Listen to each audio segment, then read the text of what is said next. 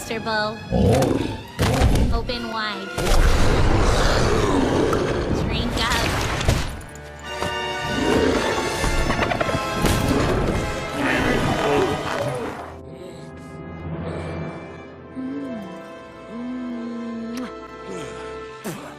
Oh, what's wrong?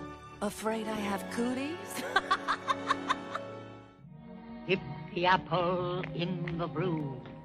Let the sleeping death seep through.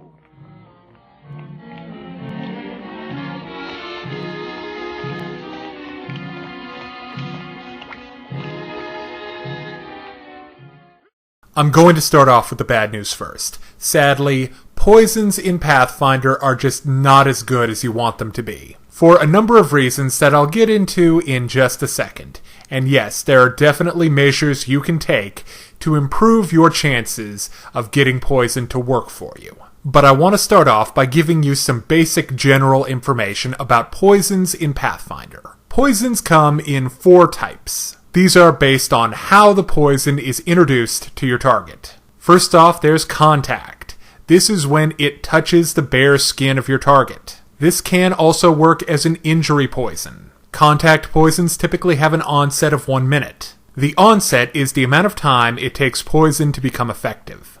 The second type of poison is ingested. This is when it's eaten or swallowed. It has a typical onset time of 10 minutes and a frequency of 1 minute. Frequency is the number of times a creature gets to save against a poison. So that means for a typical ingested poison, they get to make 1 save per minute. Inhaled. Inhaled poisons tend to fill a 10 by 10 foot square. Any creature attempting to hold its breath while entering the poison square has a 50% chance of not needing to make a save against it. That's per round, by the way. Finally, this is the type of poison that I think you're going to potentially get the most use out of: injury poisons. That's pretty self-explanatory. When you injure a creature with your poisoned weapon, they have to make a save against the poison.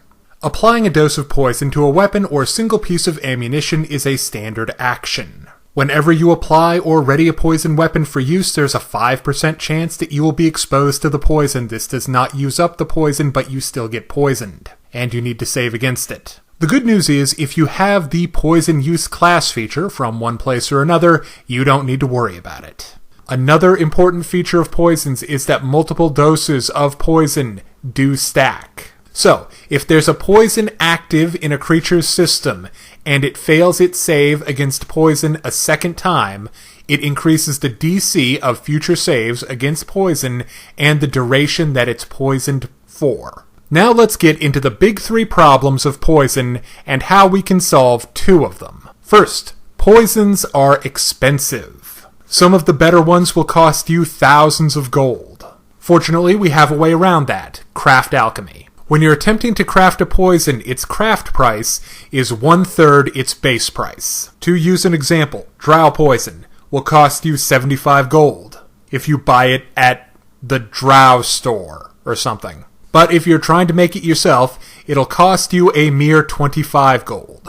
The DC to craft drow poison is 13, so it's fairly easy to make. Another way to get around the prices of poison is that certain races, like Grippleys or Vizcanyas, can make their own poison, as just a feature of the race. The second problem poisons have are low DCs. And when you're facing creatures which can have some fairly beastly fortitude saves, a DC 13 is going to be very, very unlikely to affect them. Fortunately, there are some feats which can help you out in this area. The first one is Poison Focus. This applies to poisons crafted by you or poison spells cast by you. Those are spells with the poison descriptor, like Poison, which I cover in one of my necromancy videos. The Poison Focus feat requires you to have 1 rank in craft alchemy. That's it. And all of your poisons and poison spells have their DC increased by 1. So it's basically spell focus, but for poison. Next up is Powerful Poisoning. This requires you to have power attack and craft poison, which is a very specific requirement, 3 ranks. I suppose what you're doing with this is you're literally just beating the poison into your victim. What you do is you forego the additional damage of your power attack to increase the DC of the poison save by 1 for each integer of 4 that your BAB has. So, once your base attack bonus gets to 8, you'll increase your poison save DC by 2, and so on. There are also some class features which can really help you out in the poison department. First, from the Alchemist, there's Concentrate Poison. This allows you to combine 2 doses of poison to increase the DC by 2. This requires you to work for 1 minute, and the concentrated poison will last for 1 hour. There's also a lovely rogue talent called Lasting Poison. This lets a poison last for 2 successful attacks. The typical length a poison lasts on a weapon is 1 successful attack. Oh, and by the by, both of these class features are available to the Investigator hybrid class, which is a combination of Rogue and Alchemist. So if you want a character which will be proficient with poisons, the Investigator would be my recommendation. Now, I think you've guessed the final big problem about using poison. Not all creatures are susceptible to it. Sam Skeleton, Gary Golem, and Eddie Elemental don't care about your stupid little poison, and how it's going to affect the circulatory systems they don't have. Additionally, the Alchemist Discovery Poison Conversion allows you to change the type of poison. You could make an inhaled poison an injury poison, or a contact poison an inhaled poison. You can really change what you can accomplish with poisons with this discovery. By the way, investigators can take this Alchemist Discovery as well. And along with this discovery, I need to mention an interesting weapon called the Poison Sand Tube. For a whopping 1 gold piece, you can get a hollow tube that allows you to blow clouds of poison all over the battlefield. Finally, I'm going to end with just my preferred method of introducing poison to my target. That's poisoned arrows.